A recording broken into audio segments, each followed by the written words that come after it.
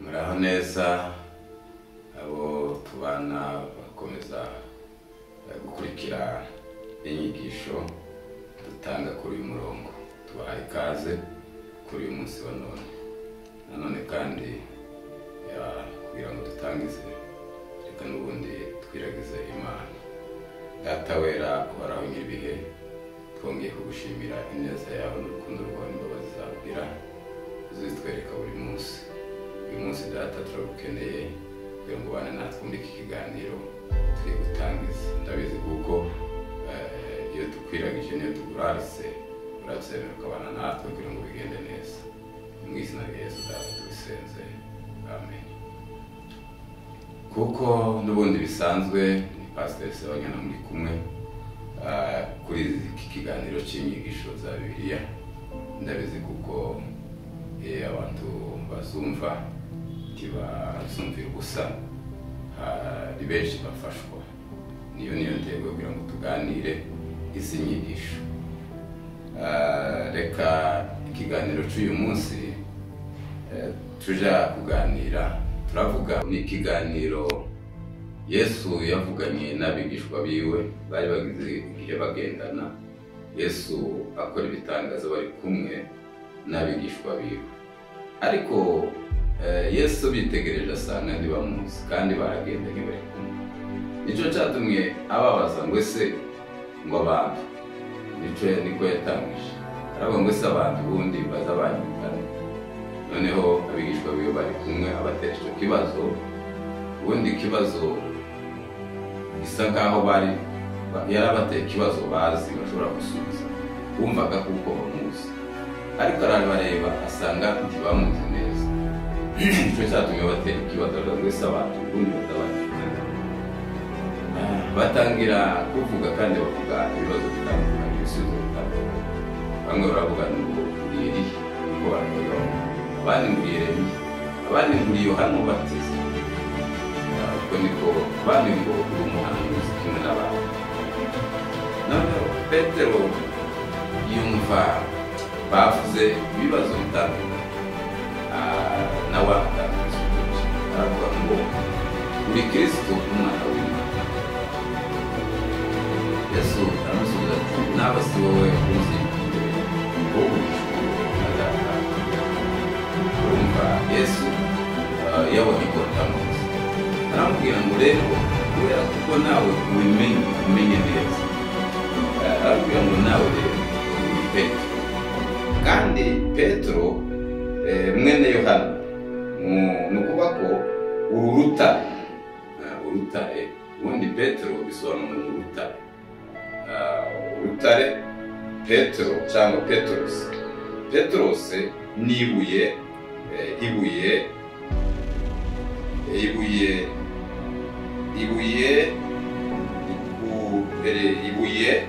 rihoraho ryo kumfuruka rikomeza imfuruka. Urwo ni rwo rutare Petero. Aravuga ngo kuri wowe zubakaho itorero, kuri urwo rutare zubakaho itorero, kandi urwo rutare ni Yesu.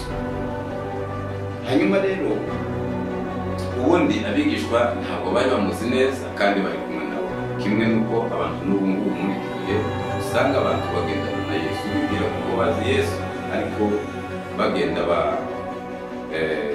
bagenda bajijinganya bashidikanya bamumenya mu buryo butandukanye. Ibi bitabo rero uko ari 27 hari uko bigenda bibonamo Yesu cyangwa bigenda bivuga Yesu. Buri gitabo kikagenda kimugaragaza yiwe muri buri gihe. Niyo mpamvu tugiye gusobanura buri shusho ya Yesu muri buri gihe. Dusanga nanone ibitabo by'ubutumwa zose, ibitabo by'ubutumwa bivuga Yesu nk'umukiza wacu umwami. Ibitabo by'ubutumwa bigaragaza Yesu nk'umukiza umwami. Hanyuma igitabo cyihariye cya Matayo nanone kivuga Yesu nka Masiya wasezeranye, cyangwa Mesiya kuko Abayuda n'ubundi iyo bari Matayo ari kumwe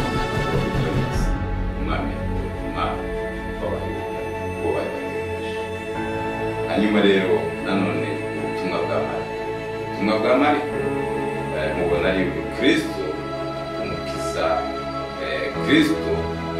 Kristo umukozi w'Imana, Kristo umukozi w'Imana. Bibiliya Kiswahili iravuga ngo ni Kristo umutumishi wawe, Kristo umukozi w'Imana.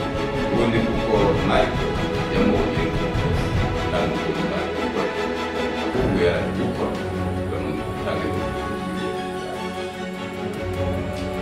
Ubutumwa nanone bwa Luka mubona ari Kristo umwana w'umuntu, Kristo umwana w'umuntu. Ubona Luka yamubonye nawe Yohana amubona umwana w'Imana, n'ubundi umwana w'Imana kuko we yabonye inkomoko yiwe ariyo umwana w'Imana wavuye mu ijuru. Hanyuma igitabo cy'ibyakozwe n'intumwa kimubona ari umwami uhoraho, umwami uhoraho, Bwana aishie mu Kiswahili ni umwami uhoraho. Mariko rero, Mariko iwe yamubonye ari Kristo umukiza wanje. Mariko yamubonye ari umukiza wanje, umukozi wanje. Niho dusimutseho Luka iwe amubona ari umwana w'umuntu, umwana w'umuntu. N'ubundi niko yandikiraga Abagiriki abereka kuko ari umwana w'umuntu. Yohana amubona izakozwe n'intumwa, igitabo cy'ibyakozwe n'intumwa. N'ubundi igitabo cy'ibyakozwe n'intumwa cyanditswe n'abantu, ariko muri iki gitabo cy'ibyakozwe n'intumwa kuko ari ishusho ya Yesu, aboneka mu ishusho ya Yesu imwerekana umwami.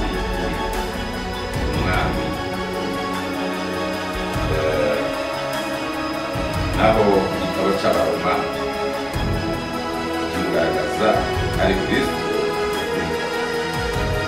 ari Kristo ndiye haki ye. Izo ni igitabo cy'Abaroma cyangwa uw'Abaroma. Hakurikiraho igitabo cy'Abakorinto ba mbere kimugaragaza nkaho ari igitabo cy'Abakorinto ba mbere ari umwami wacu, Kristo umwami wacu. Niyo shusho ya Yesu muri iki gitabo, Kristo umwami wacu. Mu Bakorinto ba kabiri Yesu aboneka ari Kristo kunyurwa kwacu cyangwa Kristo gutosherevu wetu. Yesu ni kunyurwa kwacu. Iyo dufite Yesu dufite Yesu, usanga ntibazabafanye bahora batanyurwa neza. Ariko rero iyo dufite Yesu ni kunyurwa kwacu. Naho rero Abagalatiya, Kristo uburenganzira bwacu, Kristo muri Kristo turishimye, turabishimye. Ntabwo tunyura ku bandi Kristo mu gitabo cy'Abagalatiya, Kristo uburenganzira bwacu.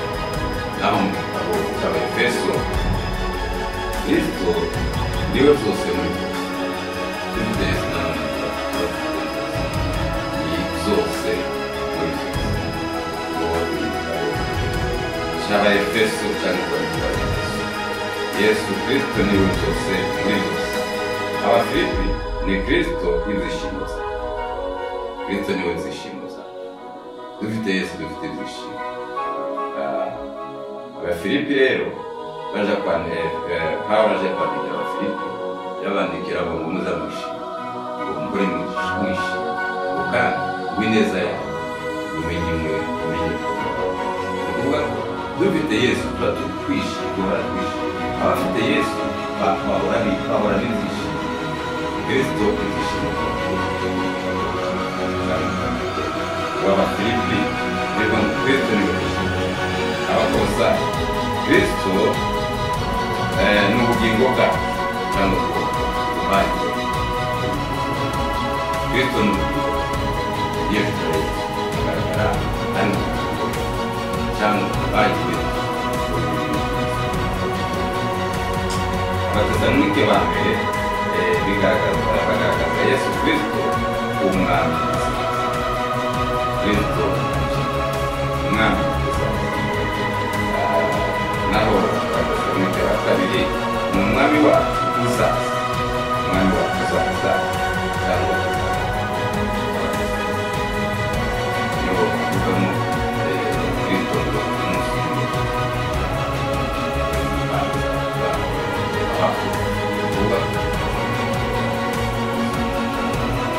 kumugaragaza ku Mana. Nubwo igitabo cy'abatesalonike ni igitabo cy'ubuhamya muri kigaragaza cyangwa kivuga bizaba Kristo uzaza. Nabo mu Rwanda Imana izavuga abapfuye bazuka bavuga Kristo uzaza. Turamutegereje umunsi umwe azaza kandi ngo amaso yanyu bazamubona. Rero uwo ni abatesalonike ba kabiri. Naho Timoteyo ni Kristo umwigisha wacu. Timoteyo wa mbere ishusho ya Yesu ni Kristo umwigisha wacu. Kristo umwigisha wacu. Naho Timoteyo wa kabiri ni Kristo urugero rwacu. Kristo urugero rwacu cyangwa umufano wetu. Kristo umufano wetu. Kristo ni urugero rwacu, niwe twigeraho. Urugendo rwo kuja mu ijuru kwigera kuri Yesu niwe rugero rwacu. Haleluya. Ubwo rero ni rugero rwacu ni Timoteyo wa kabiri. Naho Timoteyo wa mbere twatuvuze ko ari Kristo umwigisha wacu.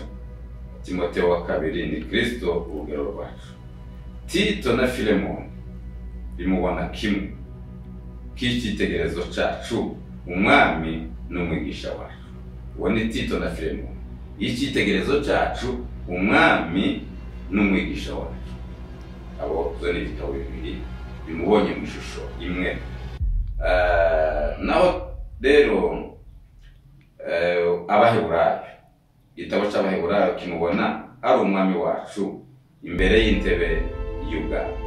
Umwami wacu imbere y'intebe y'ubwami. Iyo ni ishusho ya Yesu mu gitabo cy'Abaheburayo. Naho igitabo cya Yakobo ni Kristo icyitegererezo cyacu n'ubu. Kristo ni we cyitegererezo cyacu cy'ubuzima bwacu. Iyo twigira kuri Kristo tuba dufite icyitegererezo cyiza. Tugerageze cyangwa tubishakishe twigere kuri Yesu niwe rugero rwacu. Uwo niwe Yakobo.